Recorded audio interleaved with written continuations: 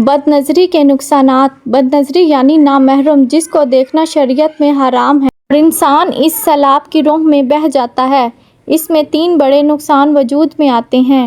Number 1، بد نظری کی وجہ سے حسین چہرے اس کے دل و دماغ پر قبضہ کر لیتے ہیں۔ وہ شخص چاہتا ہے کہ ان حسین چہروں تک رسائی حاصل نہیں کر سکتا، مگر اس کے باوجود تنہائیوں میں اس کی تصویروں سے لطف اندوز ہوتا ہے۔ بعض مرتبہ تو گھنٹوں ان کے ساتھ خیال کی دنیا میں باتیں کرتا ہے۔ معاملہ اس حد تک بڑھ جاتا ہے کہ بد نظری کے ساتھ ہی شیطان انسان کے دل و دماغ پر سوار ہو جاتا ہے اور اس شخص سے شیطانی حرکتیں کروانے میں جلدی کرتا ہے۔ جس طرح ویران اور خالی جگہ پر تند و تیز آندھی اپنے اثرات چھوڑتی ہے، اسی طرح شیطان بھی اس شخص کے دل پر اپنے اثرات چھوڑتا ہے تاکہ اس دیکھی ہوئی صورت کو خوب آراستہ و مزین کر کے اس کے سامنے پیش کرے اور اس کے سامنے ایک خوبصورت بت بنا دے۔ ایسے شخص کا دل رات دن اسی بت کی پوجا میں لگا رہتا ہے اور خادم آرزوؤں اور تمناؤں میں الجھا رہتا ہے۔ اس کا نام شہوت پرستی، خواہش پرستی اور نفس پرستی ہے۔ ارشاد باری تعالیٰ ہے۔ دوسری بد نظری۔ دوسری بد نظری کا نقصان یہ ہے کہ انسان کا دل اور دماغ متفرق چیزوں میں بٹ جاتا ہے، یہاں تک کہ وہ اپنی نیکی اور نفع کو بھی بھول جاتا ہے۔ گھر میں حسین و جمیل، نیکوکار اور وفادار بیوی موجود ہوتی ہے، مگر اس شخص کا دل بیوی کی طرف مائل ہی نہیں ہوتا۔ بیوی اچھی نہیں لگتی، ذرا ذرا سی باتوں پہ اس سے الجھتا رہتا ہے۔ گھر کی فضا میں بے سکونی پیدا ہو جاتی ہے، جبکہ یہی شخص بے پردہ گھومنے والی عورتوں کو اس طرح للچائی نظروں سے دیکھتا ہے کہ جس طرح شکاری کتا اپنے شکار کو دیکھتا ہے۔ اور بعض اوقات اس شخص کا دل کام کاج میں نہیں لگتا۔ اگر طالب علم ہے تو پڑھائی کے سوا ہر چیز اچھی لگتی ہے، اگر تاجر ہے تو کاروبار سے اس کا دل اکتا جاتا ہے۔ کئی گھنٹے سوتا ہے مگر پرسکون نیند سے محروم رہتا ہے۔ دیکھنے والے سمجھتے ہیں کہ سویا ہوا ہے، جبکہ وہ خیالی محبوب کے تصور میں کھویا ہوا ہوتا ہے۔ تیسری بد نظری کا نقصان یہ ہے کہ گناہ کا کام اس کو گناہ نظر نہیں آتا۔ پھر ایسی صورتحال میں دین کے متعلق شیطان اور اس کو شکوک و شبہات میں مبتلا کر دیتا ہے۔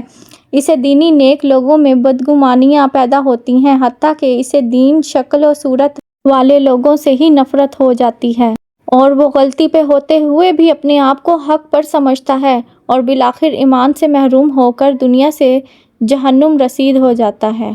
اللہ تعالیٰ نے انسان کو آنکھوں جیسی عظیم نعمت عطا کی، لیکن ساتھ ہی اس کی حفاظت اور صحیح استعمال کا حکم بھی دیا۔ اللہ تعالیٰ قرآن مجید میں فرماتے ہیں، مومن مردوں سے کہہ دو کہ اپنی نگاہیں نیچے رکھیں، اور مومن عورتوں کو بھی یہی حکم دیا گیا کہ اپنی نگاہوں کی حفاظت کریں۔ آج کے دور میں موبائل، سوشل میڈیا، فلمیں اور انٹرنیٹ نے اس گناہ کو بہت آسان بنا دیا ہے، لیکن آسان ہونا کسی گناہ کو جائز نہیں بناتا۔ دل کی پاکیزگی ختم ہو جاتی ہے۔ بد نظری دل کو آہستہ آہستہ گناہوں کی طرف مائل کرتی ہے۔ انسان کا دل سخت ہو جاتا ہے اور عبادت میں لطف کم ہونے لگتی ہے اور ایمان کمزور ہو جاتا ہے۔ بار بار گناہ کرنے سے ایمان پر اثر پڑتا ہے اور انسان اللہ سے دور ہونے لگتا ہے۔ نماز میں دل نہیں لگتا، قرآن پڑھنے کا شوق کم ہو جاتا ہے اور دعا میں کیفیت باقی نہیں رہتی۔ بد نظری وقتی لذت دیتی ہے، لیکن اس کے بعد بے چینی، پریشانی اور اضطراب پیدا ہو سکتا ہے۔ اکثر بڑے گناہوں کی ابتدا اس ایک غلط نظر سے ہوتی ہے۔ نظر سے خیال، خیال سے خواہش اور خواہش سے عمل تک بات پہنچ سکتی ہے۔ جو شخص ہر وقت دوسروں کو دیکھنے کا عادی ہو، وہ اپنے شریک حیات کی قدر کم محسوس کر سکتا ہے، جس سے تعلقات میں مسائل پیدا ہوتے ہیں۔ غیر ضروری ویڈیو، تصاویر اور سوشل میڈیا پر گھنٹوں گزارنے سے قیمتی وقت ضائع ہوتا ہے۔ کیا آپ نے کبھی رات کی تنہائی میں اپنے گناہوں کو یاد کر کے افسوس محسوس کیا؟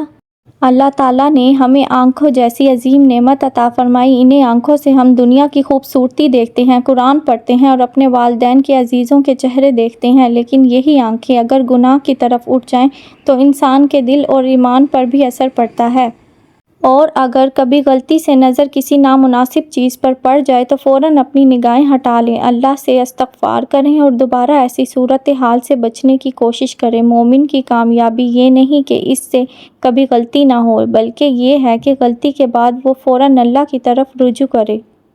اللہ تعالیٰ سے دعا ہے کہ وہ ہماری آنکھوں، دلوں اور اعمال کو پاکیزہ بنائے، ہمیں ہر قسم کے گناہ سے بچائے اور اپنی رضا والے راستے پر چلنے کی توفیق عطا فرمائے۔ آمین۔